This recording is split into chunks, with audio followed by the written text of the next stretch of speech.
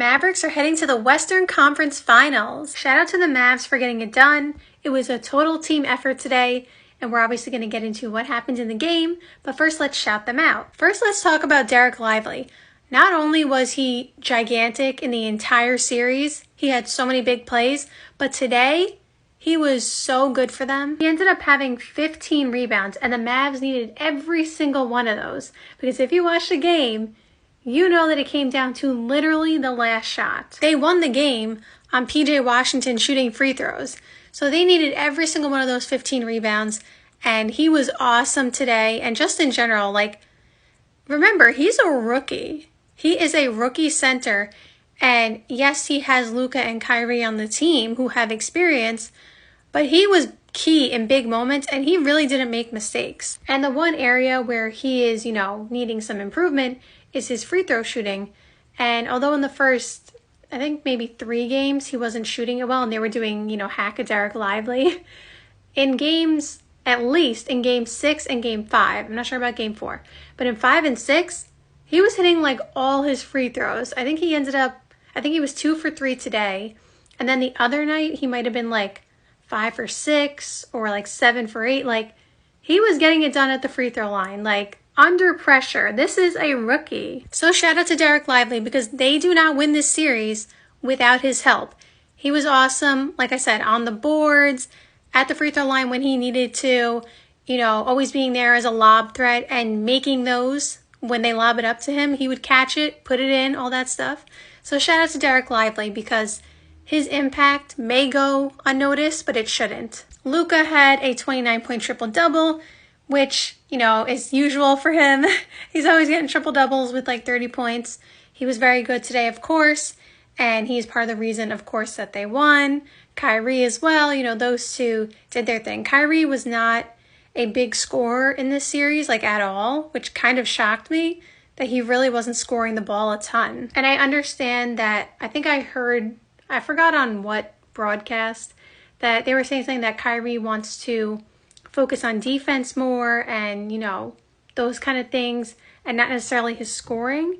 So he definitely was, being more of a facilitator and being unselfish and deferring and getting his teammates involved. So he definitely did a really good job at that. I was still surprised, though, at how little he scored. I don't know, it just shocked me, because we all know Kyrie can score in bunches. But he did a lot of little things right, so shout out to Kyrie. It's not that he did nothing in the series. I'm just saying I was shocked that he wasn't a top scorer. PJ Washington, he's literally automatic from 3 in this series. It's kind of insane. And I think he was insane in the first round, too. I'm trying to remember. Who did they play in the first round? It's been so long ago now. Oh, they played the Clippers. Was he shooting a ridiculous percentage from 3 in that series too? I can't even remember. But when he gets to that corner, he's automatic. It's crazy. He is not missing. So shout out to PJ Washington, because whatever he's doing, whatever he's practicing with his shooting stroke, it's working. Also a big shout out to Daniel Gafford, because they do not win this series without him as well. The Mavs, their center rotation is on point. When you have a center rotation of Daniel Gafford and Dereck Lively, you're looking good, because both of those players, even though Dereck Lively, again, is a rookie, they both play big in key moments. They are always a lob threat, and they make those lobs too, by the way. You don't throw it up to them and they fumble the ball or miss it. No, they put it in and they dunk it on you hard. And Daniel Gafford is also a really good rim protector. He will block some shots. And what I love about Daniel Gafford is he's not afraid to get dunked on. So what that means is he will go up and try to alter your shot or block your shot. And sometimes you're going to get dunked on, that happens.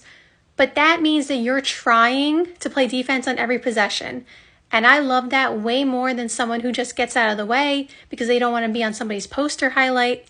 But that player is probably not blocking half the amount of shots that Daniel Gafford will. With all that being said, this came down to the wire, if you watched the game like I said. And really, in the end, and I think I said this in a previous video, maybe not, but I think I did, that this series, in the end, is going to come down to experience.